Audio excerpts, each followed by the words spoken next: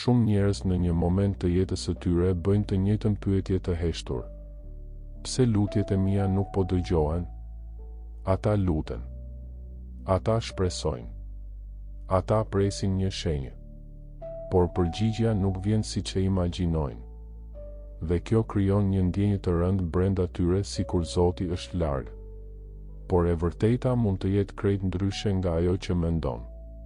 Sepse heshtja nuk është gjithmonë mungesë përgjigjeje. Shumë njerëz mendojnë se lutja duhet të sjellë rezultate të menjëhershme. Një ndryshim të dukshëm. Një zgjidhje të shpejtë. Një përgjigje të qartë. Por ndonjëherë përgjigjja nuk vjen në formën që prisim. Një grua e moshuar, ulur në heshtje në dhomën e saj të errët, mbyll sytë dhe përsërit me zë të ulët. O Zot, pse nuk po më dëgjon? Por ajo që ajo nuk e di është se disa përgjigje nuk mungojnë. Thjesht vonohen për një arsye më të thellë. Dhe ndoshta kjo është vetëm fillimi i diçkaje që ajo ende nuk e kupton. Por ka një arsye të parë që shumë njerëz nuk e kuptojnë kurrë. Jo çdo lutje vonohet pa kuptim. Ndonjëherë heshtja është një formë mbrojtjeje. Sepse ajo që ti po kërkon mund të mos jetë ende gati për ty. Burri i moshuar mbetet ulur në dhomë, duke mos marrë përgjigje të menjëhershme. Ai mendon se është harruar. Por në të vërtetë diçka më e madhe po ndodh në heshtje.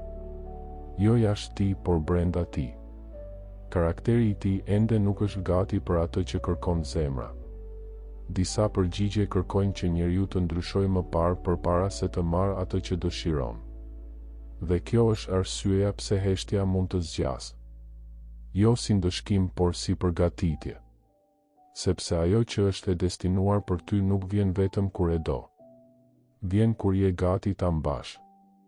Arsyeja e dytë është më e heshtur dhe më e rrezikshme. Shumë lutje nuk dëgjohen, por humbasin në zhurmën e brendshme të njeriu.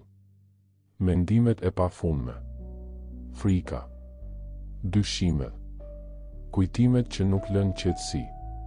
Burri i moshuar përpiqet të lutet përsëri, por mendja e tij nuk është e qetë. Ai fillon dhe ndalet, mendon dhe dyshon. Dhe në atë zhurmë të brendshme ai nuk arrin të ndiejë më asgjë. Por kjo nuk do të thotë se askush nuk po dëgjon.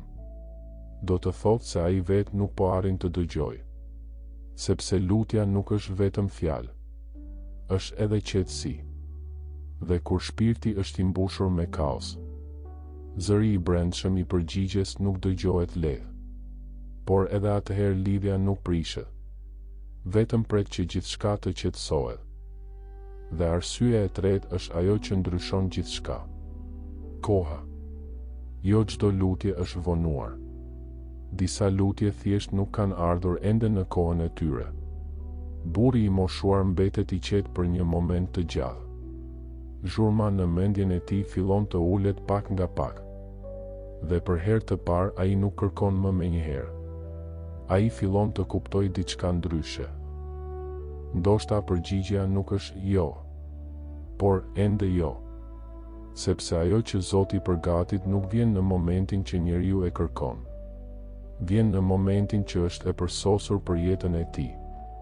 Dhe shpesh ajo vonesë që duket si heshtje është në të vërtetë përgatitja e një rruge më të madhe. Gjërat që nuk shihen po rregullohen. Dyert që nuk ishin gati po hapen ngadalë. Dhe ti po ndryshon pa e kuptuar. Sepse kur vjen përgjigjja e vërtetë, ajo nuk të gjen më siç ishte në fillim. Dhe tani kur i bashkon të gjitha, fillon të kuptosh një të vërtetë të madhe. Lutjet nuk heshtin kurrë. Ato nuk humbasin. Nuk harrohen. Nuk shpërfillen. Ato kalojnë përmes tre gjërave që nuk i shohim gjithmonë. Përgatitjes, qetësisë dhe kohës. Burri i moshuar ngres sytë për herë të fundit. Dhe këtë herë nuk ka më dëshpërim në fytyrën e tij. Ka pranim. Një paqe që vjen kur kupton se gjithçka ka një rend më të madh. Sepse ndoshta heshtja që ke ndjer nuk ishte mungesë. por një proces i padukshëm që po të çonte diku. Dhe ndoshta përgjigjja që kërkoje nuk ishte larg, thjesht po bëhej gati për ty. Dhe kur vjen momenti i duhur, do ta kuptosh pse duhej të prisje.